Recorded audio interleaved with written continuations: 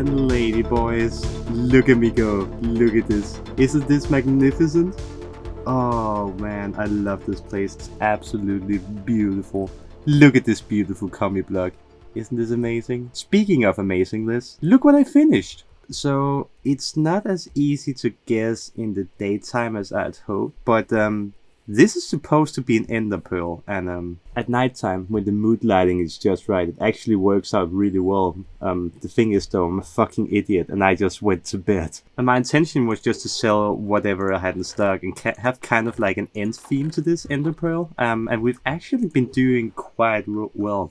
This barrel was filled with books. I've emptied it once for profit and even more profits. I can't even actually keep up with this shit.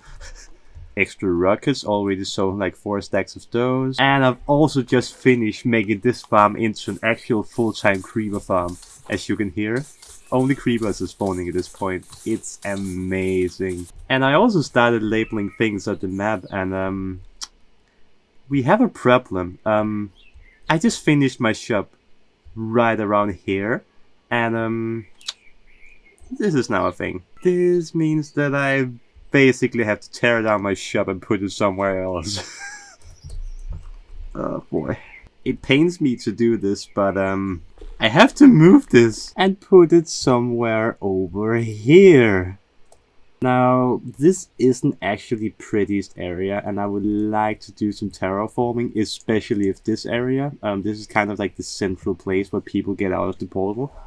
Although I also suspect a lot of people are going to be flying in, so we're going to need some infrastructure. The thing is, working with this area isn't going to be very easy. I don't actually know how to work with this. I could just put a bridge down from the portal, although it would lead directly into this, which, you know, good thing for whoever built this shop, but it's not really good for me, who's also looking for a decent amount of space. Also saw this ruined portal over here, which is actually standing on a quite nice hill. Thing is though, somebody already capitalized on this. Alright, I had an idea. Right now, imagine that all this is cleared and this terrain is actually usable. Imagine that we have a path to a portal up here. So you know, you spawn in the portal, you get some nice levitation, all this will be cleared. You know what? No, this is really hard to imagine. I'm just gonna get to work on this shit.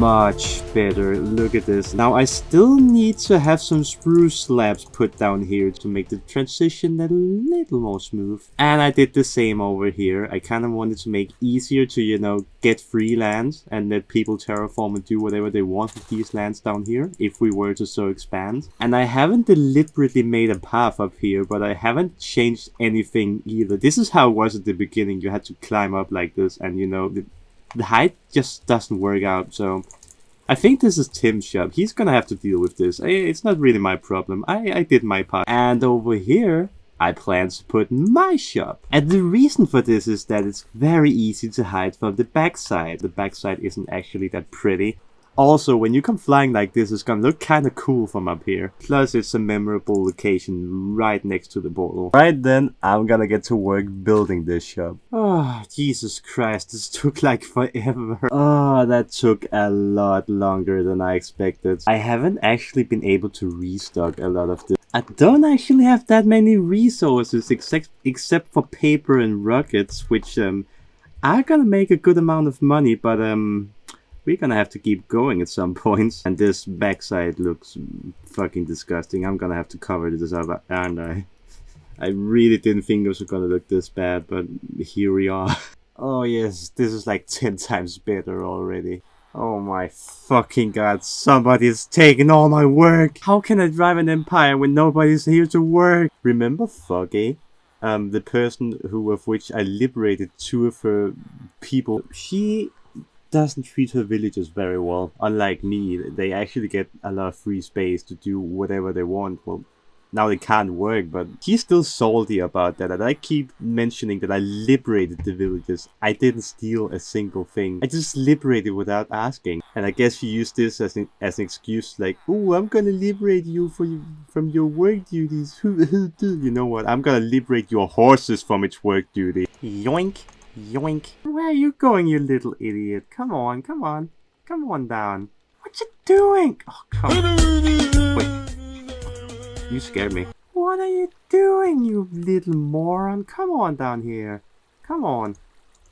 Don't stay up here.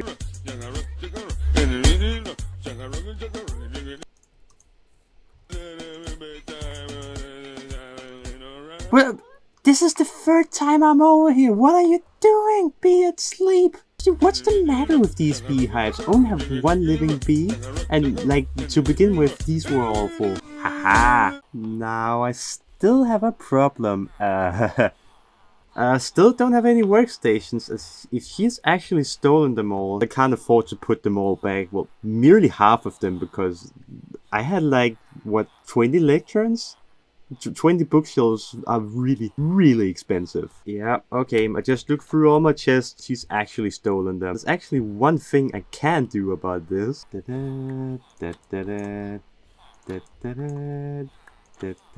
Oh my fucking god, I just realized she took the beds as well. You know what, fucking?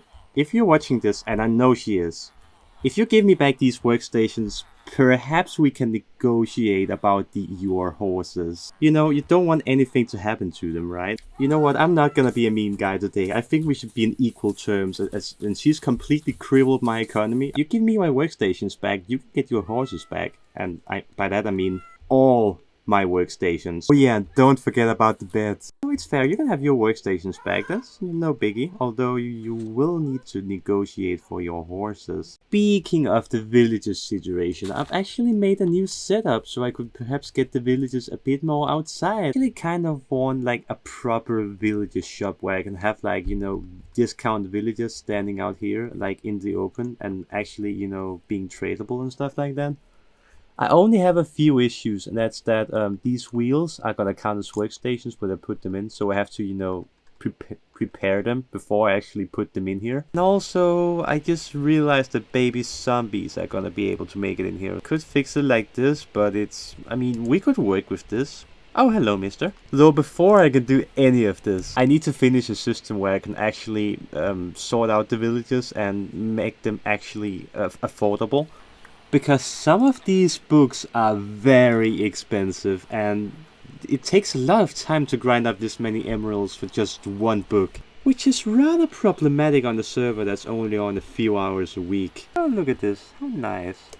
Should protect it from foggy influence. Oh, Jesus Christ, I didn't actually expect this amount of shenanigans, but I actually wanted to get some things started today. We are not gonna get it finished, but I just want to get it started so we have like something to do next episode. Every 15 minutes, I do this task. Then I sell it to villagers for some, you know, a small amount of emeralds. Like, these things are actually kind of profitable and kind of easy to grow.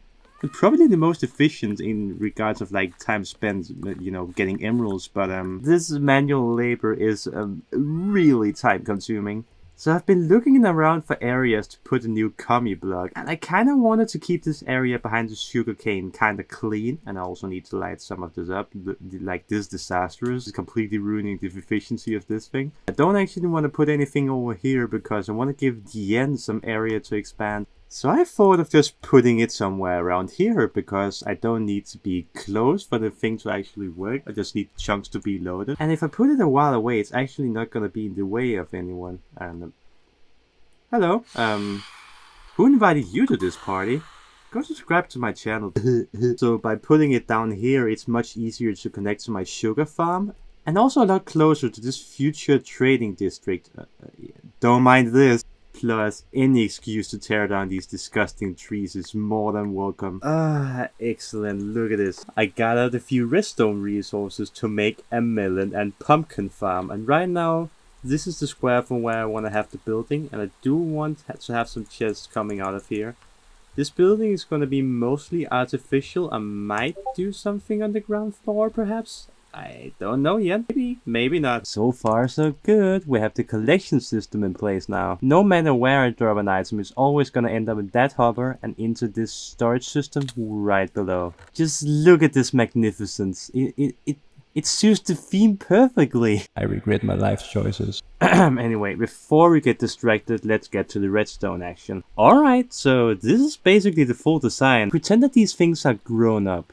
And you know, when these are reaching the full growth state, you are able to detect updates, and every time a pumpkin grows, the thingy is gonna connect to the pumpkin, which will then update this observer, which will update this redstone wire, which will trigger all these pistons. I'm gonna start a new row right here. We're gonna need to have some distance to this water just to make sure items can actually pass through. We're gonna make a line of dirt. Well, actually 2 lines of dirt. Then we're gonna have a third one just 1 block taller. To make sure the crops are utmost efficient, we just hide a little water thingy over here. You could just go down below and put some dirt blocks to make sure this water is in place.